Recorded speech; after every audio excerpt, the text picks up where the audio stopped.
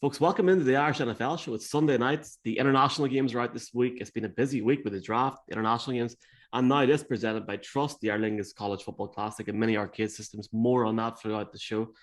We have got the lead draft analyst, among many other things, for Bleacher Report. Connor Rogers kicking the show off. Connor, it's great to welcome you back. Oh, it's great to be back, guys. How are you? It's good, sir. It's been a busy few weeks, to be fair. Yeah, for yourself. A little bit, huh? I mean, it's fun. This is the best time of the year. It has been a busy couple of weeks, but you know what? I really love that everybody's enthusiasm about the draft. It's not just me, like when I was a kid. Obviously a while ago that I was the one excited about the draft. I feel like everybody loves the draft now, so I do not take it for granted. Connor, I suppose much to Brian O'Leary's charging, I have a soft spot in my heart for the city of Philadelphia and for the Philadelphia Eagles. They had themselves a pretty nice draft and a pretty solid offseason. They had a great offseason. I mean, they were one of my winners for the offseason on Bleacher Report today. I think I look at it and go, you go into free agency, you get Hassan Reddick. Now you have Josh Sweat and Hassan Reddick screaming off the edge. But what they did on draft night was just great preparation. I mean, moving up, you get Jordan Davis. Now you got a big beast in the middle for those two edges to have a lot of space to work one-on-one against tackles. They got Nakobe Dean, I thought the best value pick in the third round, who could be a high upside linebacker in the middle of the field. That's something the Eagles traditionally never ever have. They never invest in that. And then the trade for AJ Brown. I mean, this is the muscle to Devontae Smith's refinement, where you have a 1 and 2 wide receiver that really complement each other well. A team that knew how to run the hell out of the football last year with Jalen Hurts in their backfield. They got a big, nasty, physical, athletic offensive line. They got Cam Jurgens in the second round to learn behind Jason Kelce or maybe play guard. We'll see how that shakes out this year. I really love what the Eagles did. I think they're in for a big year. I think when you look at some of the pieces the Cowboys lost and you look at how Washington's retooling a bit, they're a solid team. The Giants are rebuilding. You don't worry about them. The Eagles are a legitimate threat in the NFC East. And if I think I was picking today, I would roll with the Eagles to win that division. Connor, Colin was referring to my love for the Giants because obviously that's my team. And I'm going to start there. So Thibodeau at 5 and Neil at 7. Everybody felt we'd go offensive line at 5. The way it obviously fell, it kind of fell into our lap essentially. But you've been quite high on Thibodeau throughout the process in terms of how you feel he is as a top player. And for a long time, people were saying he was going to go 1, if not 1, certainly 2. Obviously, things evolved over the months. It's worked out well for the Giants because it's been quite some time since we had a proper pass rusher. Yeah, and it's what the Giants championships are built on, right? I mean, we all know about Eli Manning, but to me it's Justin Tuck and that defensive front that was constantly wreaking havoc against Tom Brady. And the Giants, the top of this draft to me was exactly what they've been missing for a long time, since they've been losing for a while, is trench play. It's the dominant pieces in the trenches that get back to being New York Giants football. I think Thibodeau is a guy with excellent explosiveness off the edge. I think that him and Azeez Ojulari are gonna get them where they need to be up front with Leonard Williams and Dexter Lawrence in the middle. That front four looks really, really good. Without Thibodeau, you kind of shrug and go, it's okay. With Thibodeau, completely revamps that entire front four. Evan Neal was a guy that made so much sense for them throughout this process. I thought they'd take him at 5. They get him at 7. That's incredible value. He started at right tackle in 2020. The Giants wanted a right tackle in this draft. They feel really good about the progress Andrew Thomas has made on the left side. And now you get Evan Neal, who has really good 2020 tape on the right side. I think his feet are better suited for the right side. I love his drive blocking ability. You can give him a little bit more help, chip help on the right side with the tight ends. They got Daniel Bellinger later on, who I love. That was one of my favorite value picks of the draft. The Giants, for so long have been trying to put a roof over a house that didn't exist with Dave Gettleman. With Joe Schoen, it's ground up. Ground floor, here we go. Let's build a base, and then we'll stack the deck with, our wide receivers, our corners, all these things. They got a ground floor in the trenches now to be a tougher, more hard-nosed football team. It's a rebuild. Everybody's going to have to be patient, but they got the right guy there coming from Buffalo that's going to build it the right way. Connor, is the combination of wide receiver Sky Moore and Patrick Mahomes one of the best dynamic duos in football now after this draft, or am I just giving you a hot take? No, it's fun, man. It's a great fit, right? I think when you look at fit, it's so important. When you look at Sky Moore's testing, he had one of the best 10-yard splits in the entire draft at wide receiver, which is his explosive acceleration. And when you think of the Chiefs' offense, that explosive acceleration is what you think of. It's the pitch passes, it's the vertical throws, it's the ability when things break down to work back to Patrick Mahomes or take over the top of the defense. And Sky Moore can do all those things. So everybody's freaking out about Tyreek Hill being gone, and I get it. It's a big loss, but you still have Travis Kelce there. Now you're a little bit more rounded. You have a possession guy in Juju Smith-Schuster. You have a deep threat in Marcus Valdes-Scantling. You have Sky Moore, who could do a little bit of everything. He can win over the top. He can win in the intermediate range. You still have McCole Hardman's speed there. The Chiefs are a threat, and I think they're a little bit of a tougher team inside, where maybe they're built to run the football a little bit more, especially when you look at the defense they got. Can that defense now get off the field? Trent McDuffie, George Karlaftis, Leo Chanel, really, really good defensive picks that are starters in my eyes, not just role players, but they're legitimate starters. So, I like that fit a lot. It's going to be the talk of town in Dynasty Fantasy Leagues because Sky Moore is the kind of player that he goes somewhere with a quarterback that can not only extend plays but push the ball vertically. He can explode. We already saw the monster production last year. Now he goes to the right NFL fit for that. Connor, the Baltimore Ravens last year, I don't know if I've ever seen an injury list quite like what they had. Yeah. They've obviously made changes with the defensive coordinator. They still have to get things sorted out with Lamar and the contract. But given what they did in the draft, and they should be a lot healthier, and look, Harbaugh is Harbaugh, they're pretty well set up for this year. Yeah, they're one of my big bounce back teams in terms of great defense, which is the story of the Baltimore Ravens, right? When you look at it now, you got the big hulking nose tackle in Travis Jones. You got a playmaking safety in Kyle Hamilton that can kind of run around, kind of like how Troy Polamalu did against their rival, the Steelers. You have Marcus Williams, who you paid a lot of money in free agency to be a reliable coverage piece over the top. And now you have Kyle Hamilton that can run around and make plays. You got a top 5 player in the draft in me and Tyler Linderbaum. They're going to run the ball, protect Lamar Jackson. They're going to wear teams out. That's what they're going to do, and they're built to do that. They're going to go 13 personnel. They got 3 tight ends that can catch the ball. You got Mark Andrews, Charlie Kohler, Isaiah Likely. They're a really, really good team, and they're a team that teams just don't like playing them because they're just so physical. They're so much bigger and nastier than a lot of football teams. And like you said, the injuries last year was a fluky year. You don't see a team get banged up like that. That's going to regress back to the mean, and that's good news for Baltimore Ravens. Connor, everybody's been very impressed by the job in which Joe Douglas has done this offseason between a very proactive free agency period and then obviously leading into the draft, and in particular the trade up late in the first round to get Jermaine Johnson, who for a long time was projected to go top 10, top 15. Do you have any reason as to why he felt that? Was it just purely around strategic moves of teams picking up other positions rather than the player himself? It really was. It was teams got caught in the wide receiver run. We saw a bunch, right? Drake London, Garrett Wilson, Chris Olave, Jamison Williams. Jahan Dotson went in there. Nobody had Jahan Dotson going in the top 20. So you had that run take off. You had the fact that a player like Trevor Penning that traditionally wouldn't go that early coming out of FCS and having his own struggles, the need for tackle was so big for the Saints. And then, you look at the run on corners. Stingley and Sauce went earlier than everybody thought, and Trent McDuffie was a trade-up. Kaiir Elam was a trade-up. So when you look at it like that, Jermaine Johnson became the forgotten man, which is kind of crazy. It happened to George Karlaftis, too. George Karlaftis fell all the way to the end of the first round. So these were pass rushers that have violent hands. They're tough. They could play the run. But teams didn't value them maybe because they're not as explosive as Hutchinson and Thibodeau were. And maybe that'll come back to bite them because they're pro-ready. They have a good plan of attack. They have a good array of moves. I saw with Jermaine Johnson, the two-handed swipe, the spin move, the rip and dip. He just knows how to win. He's got polish. He's an older prospect. He's at a long road JUCO, Georgia, Florida State. But, from everything I heard, it was more of and the Jets were shocked, by the way. The Jets were shocked that he started to fall. When he fell to 15, they picked up the phone and said, how do we get back in? Couldn't get back in. He's falling. Didn't think he'd make it by the Ravens again, and he does. And they found a way to get back up by trading with Tennessee. And he was a top 10 player for them in the draft. They loved the guy. Robert Saleh and him really hit it off, and I think that's going to pay dividends for both of them in the long run. One team that gets a lot out of their passing game, Connor, is the Buffalo Bills, and then they go after now James Cook, running back from Georgia. Like this, it's really went up a level for them now, and for me, like the expectation of this Bills offense just goes up and up and up in that division. I mean, they're terrifying, right? Like, who wants to run into an alien at quarterback and Josh Allen that can run, throw the ball a mile, extend plays, play in the pocket, do everything?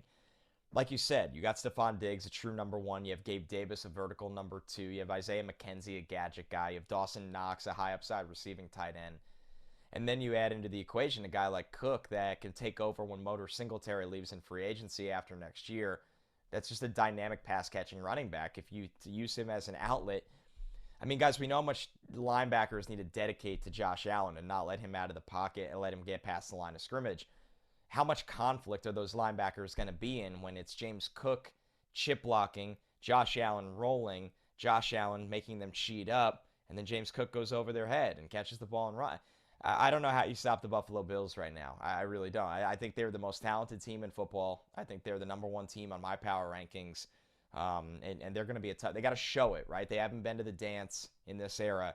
They got to show it. They got to prove it. But every single ingredient is there for that team to be a freaking powerhouse. And I think it's going to come to fruition. It'll be an interesting one, certainly. Big expectations. Yeah, we've seen that Scary. before. I talked about the Eagles earlier, the dream team, but another team who have been a storied history, we'll say, and recent years have been very, very good, but an interesting offseason. The 49ers, Mike McDaniel, who Kyle Shanahan has brought with him everywhere he's gone, goes to the Dolphins. There's the whole piece where Jimmy's still there. Whatever is going on with Debo, they've lost some other pieces in terms of Jones going to the Broncos. What did you think of their draft, and where did the 49ers sit as we are in I mean, we're in May, but it can't be all happy campers there. No, I mean, number one, I had them at 9 on the top 10. I did, so still a legit contender, but not as scary as we're used to seeing. And I think, guys, the thing for me is there's no sign Debo's coming back, and maybe he does now that he didn't get traded and they figure out the money or whatever, but it hasn't been optimistic there. You lost Mike McDaniel, who I've always heard for years is one of the smartest offensive minds in football and the orchestrator of that run game. And Kyle can orchestrate a run game, but Mike is really the guy that was doing it week after week based on matchups. So who fills that void the way Mike can do it? The draft, kind of peculiar, right? Drake Jackson is a guy that has all the tools as a pass rusher. He couldn't put them together at USC. A running back, a power back in Ty Davis-Price at the third round felt really, really early and unnecessary. Danny Gray, I love the speed at wide receiver. He'll have a good fit in that offense. And then a couple, developmental offensive linemen. And I like Tariq Castro-Fields, the corner in the 6th round. I don't know if it's enough. And I don't know if Trey Lance is... I'm not saying this indicating anything. I don't know if Trey Lance is ready. They haven't given us any indications that Trey Lance is ready. And like you said, Jimmy's just hanging around there. What are people going to say if Jimmy wins that job in camp after all they invested in going up to get Trey? So this is a team that, the high-flying vibes have kind of taken a little bit of a hit. They always overcome that, and they're so good up front on defense. They run the ball, but I think they need Trey Lance to show he's ready for primetime and take a massive step for them to be back in the NFC Championship. And I don't think they could do it without Debo. Connor, there was players that dropped in the draft more so because of injuries that they have, whether they're going to play next season. David Ojabo and the Kobe Dean going 3rd round. But Jameson Williams isn't expected. Well, it's up touch and go whether he's going to be ready for next season. And during our live show last week, we felt it was more likely a team would draft for him who has the luxury of not needing them necessarily at the start of the season. But yet the Lions are probably far from that. They're a team that need as many players as they can get. We're surprised they made the jump. And when they did, initially, everybody felt potentially they were jumping up for a quarterback. I was surprised by the move. 32-12 is a long way to go. It's not something you see in a lot of drafts with a division rival, and they kind of fleeced the Vikings on the trade value, so that was very surprising. Usually you pay a tax in that situation, and they didn't pay a tax. Not even a 4th round in return. No, it was a really poor job, honestly, by the Vikings and a great job by Brad Holmes. So I wasn't shocked they went up for JMO. They needed speed in the offense, and they're really patient there. They're safe. They could lose a lot of games this year, and they're safe. Those guys are on 5-year deals. They like Jared Goff more than the general public. They feel like they have an excellent intermediate target in Amon-Ra St. Brown. They like TJ Hawkinson. They like their backfield. They think they have an identity to be a tough, hard-nosed team, especially with Aiden Hutchinson. And they felt like the upside of Jameson Williams as the potential top receiver in this draft with sub 4.3 wheels and route polish is going to pay dividends for them in year 3, maybe the end of this year, but really year 3 and on, that it was worth going up for him rather than at 12.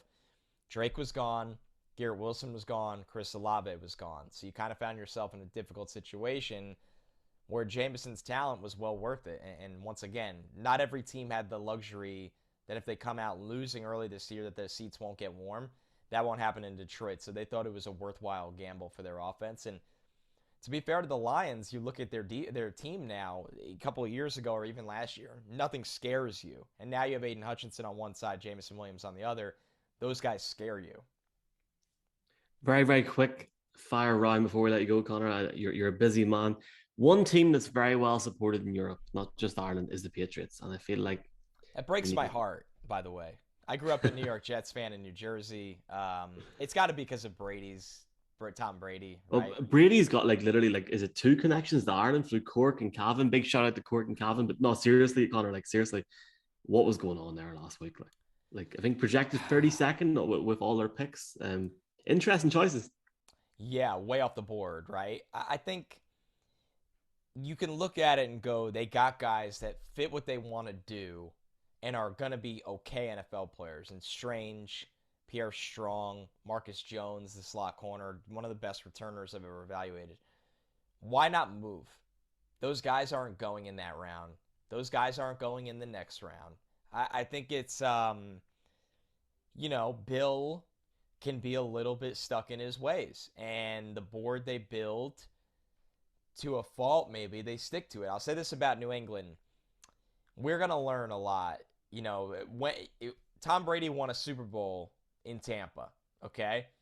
What Bill Belichick has not had a lot of success since Tom left on what he's used to having success. Bill Belichick's a great coach and a great football man and knows 80 times more about football than I could ever dream of. But they feel like they're starting to fall a little behind compared to what we're seeing. And I think at the end of the day, guys, you can be about the Patriot way. You could be about your system.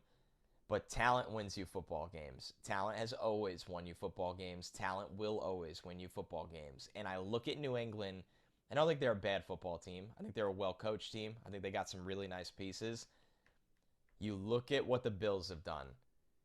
I don't see them running with the Bills, not even close. You look at what the Dolphins have done. Serious questions about Tua. Dolphins have had a lot of talent over the last couple of years. Listen, I'll never get ahead of myself with my New York Jets.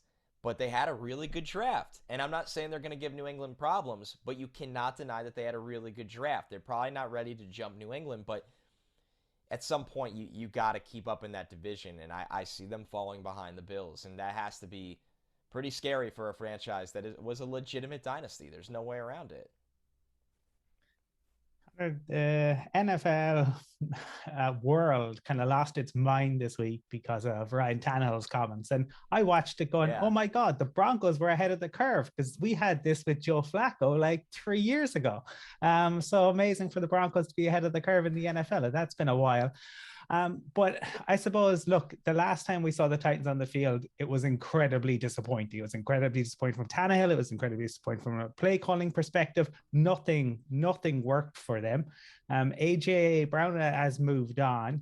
What did you think about the rest of their offseason moves and their draft? Oh, man, you talk about New England and the whole falling behind approach. How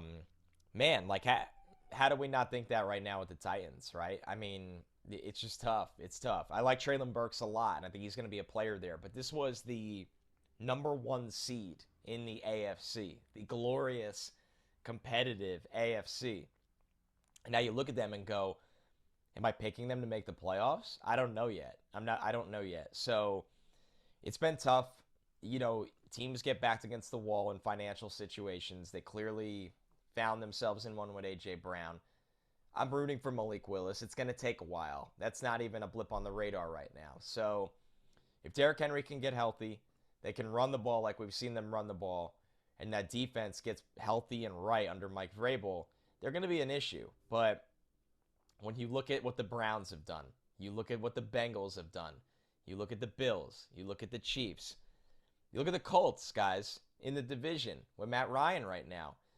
The Titans have some issues right now, and Tannehill has to have his best year of his career, and we'll see if he can get it right. But they're a team that absolutely feels like they took a little bit of a step back. Connor, staying within that division, we had Sean Prendergast on from the Houston Sports Radio this week, and he feels the Texans are finally turning a corner after a couple of years. He felt it was a really productive draft with Stingley getting dropping back again to 15 and still getting an offensive line guy, and then Messi, the wide receiver from Alabama in the second round. Were you impressed with how they went about their business this year? I was. I think they did some really calm and collected things. Stingley's an upside pick, but Kenyon Green, rock solid guard. Jalen Petrie replaces Justin Reed on the back end. I like Mechie if he's healthy. I think he could be a really good number 2 for Brandon Cooks as the number 1. And they got some value. Dameon Pierce was my 4th rated running back in this draft. They could not run the football last year, guys. Now Kenyon Green in front, Dameon Pierce in the backfield. I think they did a lot of really nice things, honestly. And then you talk about the athleticism of Christian Harris in the middle of the defense. So they're still far away. They're trying to figure out what they have in Davis Mills and if they need to go into the quarterback class next year that's really, really talented, or if Mills is going to overachieve expectations. But at least they have some pieces on the roster that are turning the corner to be a competitive football team again with all this draft capital they've collected. And I think they spent it in a really good way. Connor, we really appreciate you coming on. At Connor two ends, Jay Rogers on Twitter. And Connor, look, thanks so much for coming on. Hopefully it won't take this long to chat to you again. We'll maybe chat to you in a few months. Appreciate the support, and hope you enjoy the rest of the offseason. Yeah, let's catch up in the summer. I'll be much more alive, I promise. You'll catch me refreshed, coming off vacation, feeling good. I'll have a real voice again. You got about half my voice right now. So it's always a lot of fun talking to you guys, and let's definitely catch up this summer and talk about this 2022 NFL season.